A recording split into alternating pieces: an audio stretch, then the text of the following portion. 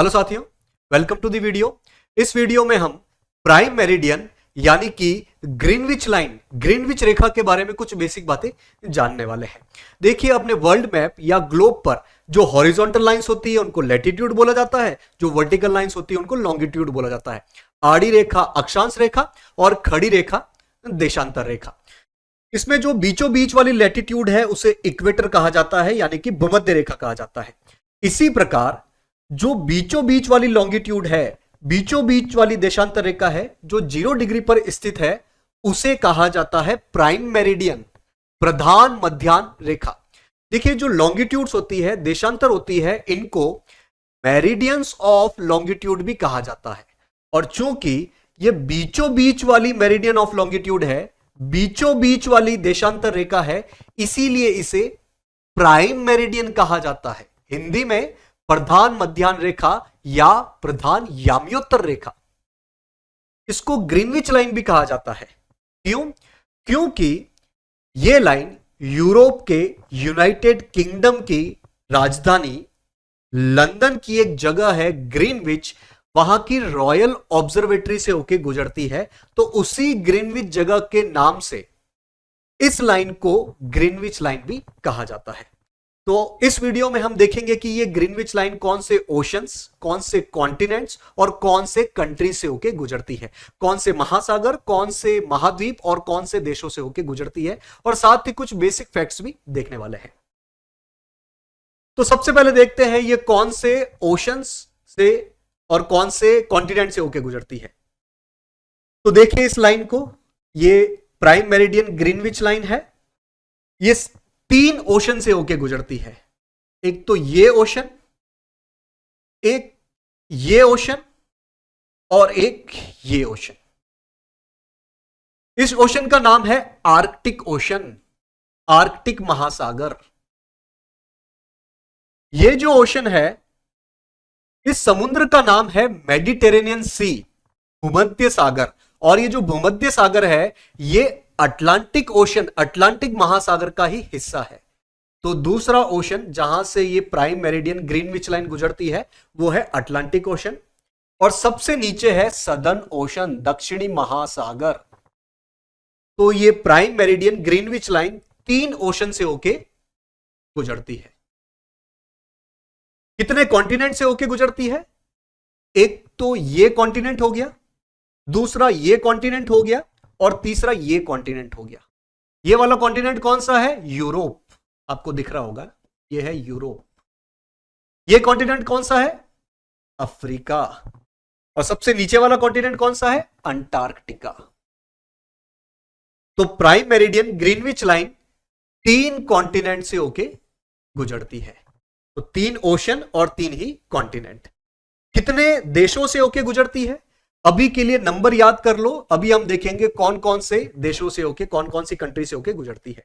तो टोटल ये 8 देशों से, 8 कंट्री से होके गुजरती है। और एक अंटार्कटिका का एरिया है, एक क्षेत्र है, वहां से भी होके गुजरती है। तो टोटल 8 देश और एक अंटार्कटिका का रीजन। कौन कौन से देश है? सबसे पहले यूरोप में देखो, यूरोप में 3 देश है। वो कलर चेंज कर लेते हैं। यूरोप में 3 देश है। कौन कौन से? यूनाइटेड किंगडम, फ्रांस और स्पेन। यूनाइटेड किंगडम, फ्रांस और स्पेन। टोटल 3 देश हो गए यूरोप में। अफ्रीका में 5 देश है। कौन कौन से है? सबसे पहले अल्जीरिया, फिर माली, फिर ये अजीब सा नाम है बुर्किना फासो, टोगो और घाना। कौन कौन से देश? Algeria, Mali, Burkina Faso, Togo और घाना। तो टोटल 8 देश हो गए जहां से ये प्राइम मेरिडियन ग्रीनविच लाइन गुजरती है। अंटार्कटिका में एक एरिया है जिसका नाम है क्वीन मॉड लैंड। ये अंटार्कटिका का हिस्सा है। नॉर्वे, जो कि यूरोप की नदन कंट्री है एक, वो कहता है कि क्वीन मॉड लैंड हमारी टेरिटरी है, हमारा एरिया है। अभी के लिए ध्यान रख लो, ये अंटार्कटिका के अंदर आता है और ये भारत से सिर्फ 5 लाख स्क्वायर किलोमीटर ही छोटा है। भारत का एरिया करीब 33 लाख स्क्वायर किलोमीटर है, ये 27-28 लाख स्क्वायर किलोमीटर है, तो ये इतना बड़ा एरिया है। यहां से भी ये प्राइम मेरिडियन ग्रीनविच रेखा गुजरती है। तो टोटल 8 कंट्री कौन कौन सी? यूरोप में 3 है, UK, France, Spain. UK, France, Spain. Africa में 5 है, Algeria, Mali, Burkina Faso, Togo और घाना, और एक अंटार्कटिका का एरिया है, एक रीजन है। अगर आपको यह मैप साफ नहीं दिख रहा है तो इस मैप में आप देख सकते हैं टोटल 8 कंट्री से होके गुजरती है prime meridian Greenwich line. 3 Europe की है, 5 अफ्रीका की है। यूरोप की कौन सी? UK, France, Spain. अफ्रीका की कौन सी? Algeria, Mali, Burkina Faso, Togo और घाना, और एक वो अंटार्कटिका का एरिया है। अब हम देखते हैं कि जो 3 important latitude, Tropic of Cancer, equator और ट्रॉपिक ऑफ कैप्रिकॉर्न, कर्क रेखा, भूमध्य रेखा और मकर रेखा, और इस प्राइम मेरिडियन ग्रीनविच रेखा का इंटरसेक्शन कहां पर होता है, कहां पर ये तीनों लाइन और इस एक लाइन का मिलन होता है। तो हमें 3 जगहों के नाम पता होने चाहिए। सबसे पहले इसको देखो, यहां पर कौन सी 2 लाइन का मिलन हो रहा है? प्राइम मेरिडियन का तो है ही, ट्रॉपिक ऑफ कैंसर का मिलन हो रहा है ना, ट्रॉपिक ऑफ कैंसर। यह जगह कौन सी है? यह अफ्रीका का एक देश है जिसका नाम है अल्जीरिया। तो प्राइम मेरिडियन और ट्रॉपिक ऑफ कैंसर का इंटरसेक्शन, मिलन कहां पर होता है? अफ्रीका की कंट्री है अल्जीरिया। यहां पर लिख देते हैं, अल्जीरिया लिखा हुआ है, अफ्रीका लिख देते हैं।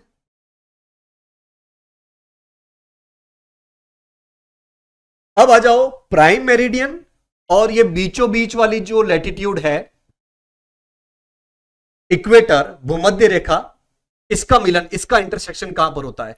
तो इसका इंटरसेक्शन कोई कॉन्टिनेंट में नहीं होता है, बल्कि महासागर ओशन में होता है। कौन सा ओशन है यहां पर? Atlantic ocean. Atlantic ocean. और यहां पर इस ओशन में जो जगह है उसे कहा जाता है गल्फ ऑफ गिनी, बेसिकली गिनी की खाड़ी। और इस पॉइंट को नल आइलैंड भी कहा जाता है, नल आइलैंड भी कहा जाता है, क्योंकि लैटिट्यूड कौन सी है? 0 डिग्री। लॉन्गिट्यूड कौन सी है? 0 डिग्री। तो दोनों 0-0 डिग्री है, इसलिए इसे नल आइलैंड भी कहा जाता है। तो इक्वेटर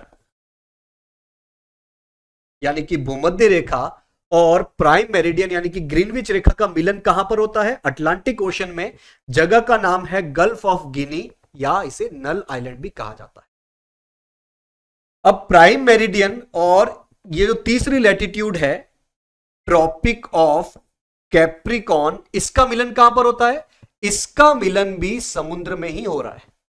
कौन सा समुद्र है? यह भी अटलांटिक ओशन का ही पार्ट है ना, ये अटलांटिक ओशन है। और यहां पर सबसे नजदीक कंट्री कौन सी है? सबसे नजदीक कंट्री यहां पर नामीबिया।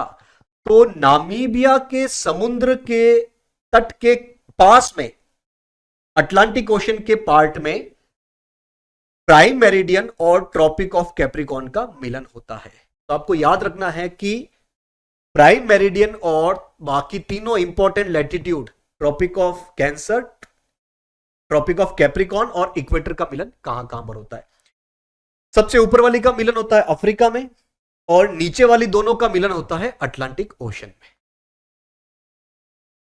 अब इस प्राइम मेरिडियन से रिलेटेड कुछ बेसिक बातें और जान लेते हैं।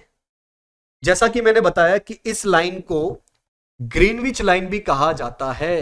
क्यों? क्योंकि ये यूरोप के, यूनाइटेड किंगडम के लंदन में एक जगह है ग्रीनविच, वहां की रॉयल ऑब्जर्वेटरी से होके गुजरता है। ये रॉयल ऑब्जर्वेटरी क्या है?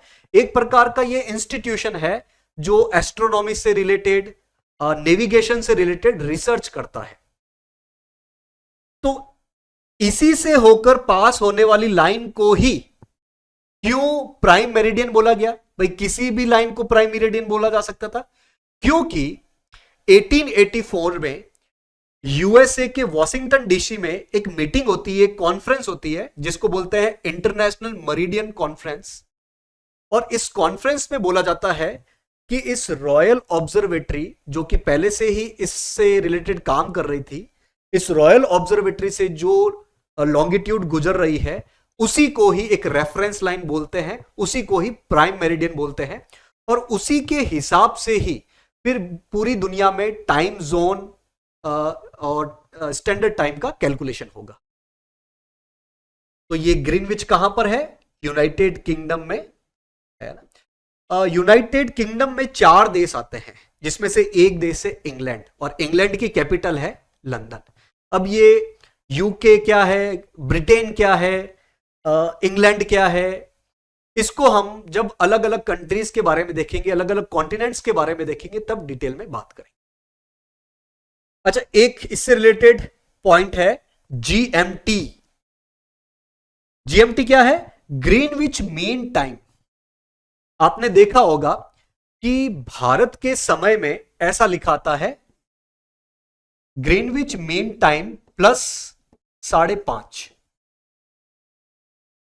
यानी कि भारत का टाइम, मतलब भारत में अभी जो भी टाइम हो रहा है वो इस ग्रीनविच लाइन पे होने वाले टाइम से 5.5 घंटे आगे है। तो इसका मतलब ग्रीनविच रेखा पर जो टाइम होता है उसको कहते हैं ग्रीनविच मीन टाइम। और इसी ग्रीनविच मीन टाइम के हिसाब से पूरी दुनिया में टाइम का कैलकुलेशन किया जाता है।